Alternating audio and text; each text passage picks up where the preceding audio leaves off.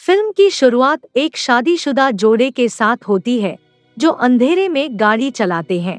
पति डेविड है और उसकी पत्नी एमी। और फिर अचानक डेविड एक रैकून से टकराने से बचने के लिए कार घुमाता है, तुरंत अपनी पत्नी को जगाता है। तभी एमी ने नोटिस किया कि वे गलत रास्ते पर जा रहे हैं। फिर डेविड बताते हैं कि एक कार दुर्घटना के कारण उन्हें अंतर्राज्यीय मार्ग से हटने के लिए मजबूर होना पड़ा। शुरू से ही यह स्पष्ट है कि उनकी शादी कुछ खुशहाल नहीं है। कुछ बहस के बाद एमी एक सेब निकालती है और उसे चाकू से काटना शुरू कर देती है, लेकिन गलती से खुद को काट लेती है। सेब पर खून के दाग लग जाते हैं। कुछ समय के बाद डेविड बताता है कि वह कैसे कार के इंजन को हिलते हुए सुन सकता है, जो कि रैकून से बचने वक्त गाड़ी तेज घुमाने की वजह से हो गया है। जब कार का इंजन लगभग हार मान लेता है तो वे सौभाग्य से एक स्केची गैस स्टेशन पर रुकते हैं। यहाँ वे हाथ से खींचे गए नक्शे पर अपनी सही स्थिति के बारे में फिर से बहस करने लगते हैं। गैस स्टेशन कर्मचारी आकर उन्हें डराता है। डेविड तब अपनी कार के बारी मीन उस आदमी को बताते हैं। वो आदमी उसे बताता है कि वे डाउनी के रास्ते पर हैं और वो डाउनी से 30 मील दूर आ चुकी है। इतना ही नहीं, वह उनकी कार को ठीक करने की भी पेशकश करता है। दोनों आदमी इंजन पर एक नजर डालते हैं। एमी एक युवा लड़के की तस्वीर को देखती है और रोने लगती है। आदमी द्वारा कार के इंजन को ठीक करने के बाद डेविड उसे उसकी मदद के बदले में कुछ पैसे देता है, लेकिन आदमी इसे मना कर देता है। वो आदमी तब उन्हें बताता है कि वे अपने जगह तक कैसे पहुँचे और एमी को रास्ते में भेजने से पहले उन्हें एक जलती हुई फुलझड़ी भेंट करता है। दोनों अपनी यात्रा फिर से शुरू करते हैं, लेकिन जल्द ही उनकी कार खराब हो जाती है। उन्हें सुनसान सड़क पर गाड़ी रोकनी पड़ती है। तभी एमी को एहसास होता है कि फोन के सिग्नल भी नहीं आ रही है। कोई अन्य विकल्प नहीं होने के कारण वे अपना टॉर्च निकाल लेते हैं और गैस स्टेशन की ओर वापस चलना शुरू कर देते हैं, जो वहाँ से लगभग 1 मील दूर है। जब डेविड अपने मरे हुए बेटे के नाम कई बार बोलता है, लेकिन एमी उसे याद नहीं रखना चाहती। कुछ देर चलने के बाद वे गैस स्टेशन पहुंच जाते हैं, लेकिन दुर्भाग्य से जब वे आते हैं तो वहां कोई नहीं होता है, इसलिए वो साथ वाले मोटेल में जाते हैं। अंदर जाते ही वो तुरंत एक युवती के तड़प कर चिल्लाने की आवाज सुनते हैं, जिससे एमी डर जाती है। लेकिन डेविड फिर भी डेस्क पर पड़ी घंटी बजाता है। मोटेल प्रबंधक लापरवाही से बाहर निकलता है। डेविड चिल्लाने की बात करता है, जिसकी आवाज कमरे से आ रही थी। तभी वो आदमी अंदर जाता है, आवाज बंद हो जाती है और टीवी रिमोट के साथ शीघ्र ही लौटता है, यह दावा करते हुए कि वह केवल एक फिल्म देख रहा था। वो दोनों पूछते हैं कि क्या उन्हें कोई मैकेनिक यहाँ मिल सकता है, और प्रबंधक उन्हें बताता है कि यहाँ कोई ऑटो शॉप नहीं है जो इस समय खुली रहती हो, और वो उनको होटल में रुकने की सलाह देता है। एमी को मैनेजर के व्यवहार पर शक होता है, लेकिन डेविड वहीं रहने का फैसला करता है। दोनों के अपने कमरे के लिए जाने के बाद हम होटल मैनेजर को पीछे के कमरे में जाते हुए देखते हैं और एक महिला की दर्दनाक चीख फिर से सुनी जा सकती है। मोटेल के दूसरी तरफ दोनों अपने कमरे में जाते हैं, जहां उन्हें धूल से भरा गंदा कमरा, सिंक में गंदा पानी देखने को मिलता है। इन सब के बावजूद वे रात काटने की कोशिश करते हैं और बात करते हैं कैसे वे तलाक के कगार पर हैं, लेकिन अभी भी इसे अपने परिवारों से गुप्त रख रहे हैं। अचानक एक अजीब फोन कॉल आता है, लेकिन फोन उठाने पर कोई नहीं होता। अचानक दरवाजा जोर से खड़कने लगता है। जब डेविड उसे खोलने जाता है, लेकिन दूसरी तरफ कोई नहीं होता। फोन फिर बजता है और इसके ठीक बाद अगले दरवाजे के कमरे का कनेक्टिंग दरवाजा जोर से कड़कना शुरू कर देता है। उलझन में डेविड दरवाजा खड़काता है और पूछता है कि वो व्यक्ति क्या चाहता है। इससे एमी डर जाती है। वो दरवाजा बंद करने का फैसला करता है, लेकिन फिर सामने का दरवाजा फिर से कोई खड़कना शुरू कर देता है, जो डेविड को क्रोधित करता है और अगले कमरे की जांच करने जाता है। तब पति एमी को दरवाजा बंद करने के लिए कहता है, जबकि वह आगे की रिसेप्शन पर जाता है और मैनेजर से शिकायत करता है। उसकी शिकायत सुनने के बाद प्रबंधक उसे यह बताने के लिए आगे बढ़ता है कि यहाँ उनके अलावा आज रात मोटेल में कोई अन्य अतिथि नहीं है। वह दीवार पर लगी बंदूकों में से एक लेता है और वादा करता है कभी कभी कॉलेज के बच्चे पार्टी करने के लिए मोटेल के कमरों में घुस जाते हैं। जब डेविड कमरे में लौटता है, उसकी पत्नी बोलती है कि उन्हें यहाँ से कार में वापस लौट जाना चाहिए क्योंकि उसे डर लग रहा था, लेकिन डेविड मना कर देता है क्योंकि वह बहुत थका हुआ है। वो टीवी चालू करता है और उसके ऊपर पड़े VHS टेप को चलाने के लिए आगे बढ़ता है। जैसे ही वीडियो चलता है, डेविड एक कमरे के अंदर विभिन्न लोगों पर हमला करने और उन्हें प्रताड़ित करने के हिंसक संकलन को देखता है और सोचता है कि यह एक सामान्य फिल्म है। लेकिन कुछ ही मिनटों के बाद डेविड ने नोटिस करना शुरू कर दिया कि टीवी पर प्रदर्शित पर्दे और कालीन उनके कमरे के जैसे ही दिखते हैं। उसकी पत्नी ने भी यही नोटिस किया और दोनों को भयानक एहसास हुआ कि टीवी पर प्रदर्शित फुटेज उसी कमरे में शूट किया गया था जिसमें वे रह रहे हैं। पति कमरे के हर क्षेत्र की जांच करने जाता है और पता लगाता है कि कमरे के अंदर कई जगह कैमरा लगे हुए हैं। मानो इतना ही काफी नहीं है, लाइट अचानक से चली जाती है और तेजी से झपकती है, जबकि दरवाजे लगातार खड़कने लगते हैं।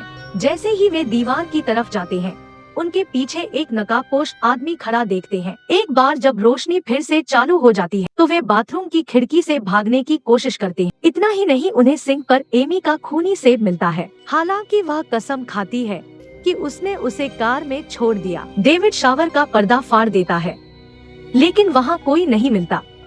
उस समय से वे वहाँ से भागने की योजना तैयार करते हैं, जो कि बस पार्किंग एरिया या जंगल मीन भागना है। तभी रास्ते मीन उन्हें दो नकाबपोश आदमी उनका रास्ता रोके खड़ी दिखाई देते हैं। उन्हें मोटेल के कमरे में वापस जाने के लिए मजबूर करते हैं। नकाबपोश उनके दरवाजे को तोड़ने की कोशिश करते हैं। एमी बाथरूम की खिड़की पर कीलों को उतारने की कोशिश करती है, लेकिन नकाबपोश आंकड़ों में से एक दिखाई देता है। डेविड नकाबपोश हमलावरों को डराने के लिए उनसे झूठ बोलता है कि उसके पास बंदूक है। ये सुनकर नकाबपोश वहाँ से चले जाते हैं। तभी डेविड अपनी पत्नी को अपने अगले प्लान के बारे में बताता है कि कैसे वे सामने लगे पेफोन पर जाएंगे और पुलिस को फोन करने की कोशिश करेंगे। और डेविड पेफोन के लिए चुपके से भागता है और 911 पर कॉल करने का प्रबंधन करता है, लेकिन उसे यह महसूस करने में देर नहीं लगती कि वह वास्तव में मोटेल मैनेजर से बात कर रहा है। तभी एक कार तेज रफ्तार से उसकी ओर आती है। कार डेविड का पीछा मोटेल के कमरे तक करती है। जब कुछ नहीं मिलता तो दोनों एक शीशे को तोड़कर उसे एक हथियार की तरह यूज करते हैं। इनसे अनजान मोटेल मैनेजर उन्हें बाथरूम मीन लगे कैमरा से देख रहा होता है, जिससे साबित होता है कि मोटेल मैनेजर हाई इसके पीछे का मास्टरमाइंड है। कुछ समय बाद एमी जागती है और डेविड को उसे झपकी लेने के लिए डांटती है, लेकिन डेविड उसे धैर्य बनाने के लिए कहता है क्योंकि वह जानता है कि उन्हें गुप्त कैमरों के माध्यम से देखा और सुना जा रहा है और इसलिए चाहते हैं कि हमलावर यह सोचे कि वे भागने की कोशिश नहीं कर रहे हैं। इस बीच डेविड हमलावरों के बारे में अधिक जानने के प्रयास में VHS टेप देखता है। ये सब देखकर डेविड कहता है उनको मासूम लोगों को शिकार बनाने में मजा आता है। वो पहले उन्हें देखते हैं और जब उब जाते हैं तो उन्हें मार देते हैं। इतना ही नहीं, ऐसा लगता है कि वे हमेशा बाथरूम के माध्यम से अंदर आते हैं, जो डेविड को एक गुप्त प्रवेश द्वार की तलाश करने के लिए प्रेरित करता है और उसे फर्श पर एक गुप्त हैच का पता लगाता है। इसके ठीक बाद एमी ने बोलती कि एक ट्रक अभी अभी आया है। यह देख दोनों ट्रक वाले का ध्यान खींचने के लिए खिड़की से पीटने लगते हैं। हालांकि जैसा कि यह पता चला है कि ट्रक वाला भी इस नीच योजना का हिस्सा है, क्योंकि वह केवल यहाँ टॉर्चर टेप खरीदने आया है। नकाबपोश आदमियों को दरवाजे के पास आते देख डेविड और एमी बाथरूम में पीछे जाते हैं और गुप्त हैच से नीचे कूद जाते हैं। यहाँ वो खुद को एक अंडरग्राउंड सुरंग के अंदर पाते हैं और रास्ते से रेंगना शुरू करते हैं। अपने रास्ते में वे चूहों की एक विशाल कॉलोनी पर ठोकर खाते हैं और उनके पास आगे बढ़ने के अलावा कोई विकल्प नहीं है। सुरंग के अंत में वे एक और हैच ढूंढते हैं, जो एक सर्वेलेंस रूम की ओर निकलता है। कई टार्चर टेप्स टीवी पर चल रही थी, एक दरवाजे के साथ जो रिसेप्शन की मेज की ओर जाता है। बाहर निकलने से पहले वे जल्दी से किसी भी चीज की तलाश करते हैं जो उनकी मदद कर सकती है और एमी तुरंत इस बार एक वास्तविक टेलीफोन के साथ 911 पर कॉल करती है। लेकिन इससे पहले कि वह विस्तृत करे मैनेजर और पीछे जाकर उनको यह पता चलता है कि उनका अगला शिकार भाग चुका है। टेलीफोन अभी भी 911 पर कॉल पर है, यह जानते हुए कि सीक्रेट सुरंग के अलावा कोई और जगह नहीं है जो युगल छिप सकते हैं। वह अपने गुंडे को वहां जाने और दोनों को लाने के लिए भेजता है। बाद में वह दूसरे गुंडे को भी सुरंग के अंदर कदम रखने के लिए कहता है और एक और निकास ढूंढता है जो गैस स्टेशन ऑटो शॉप की ओर जाता है। वे तुरंत हैच के ऊपर एक पूरी शेल्फ गिरा देते हैं ताकि कोई उनके पीछे न आ सके। इस बिंदु पर एमी अचानक टूट जाती है और रोती है, अपने पश्चाताप की आवाज उठाती है के लिए जिम्मेदार होने के लिए उनके बच्चे की मौत हो गई। लेकिन डेविड ने उसे यह कहकर शांत किया कि यह उसकी गलती नहीं थी, क्योंकि यह उन्हें पुलिस की गाड़ी द्वारा घटनास्थल तक आने से रोका जाता है, लेकिन वे ऐसा करने से डरते हैं।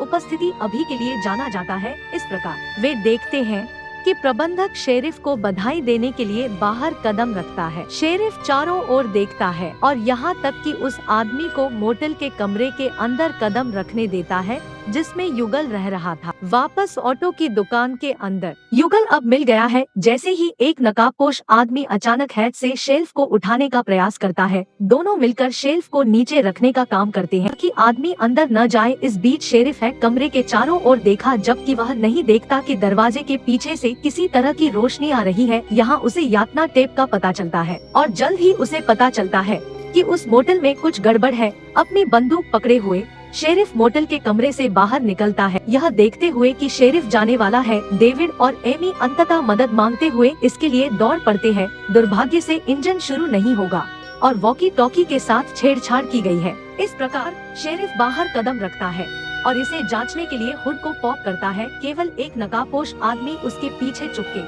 और उसे मौत के घाट उतार दिया। दोनों घबरा गए और मोटेल के कमरे के अंदर वापस चले गए। फिर वे दूसरे के पास भागने के लिए आगे बढ़ते हैं।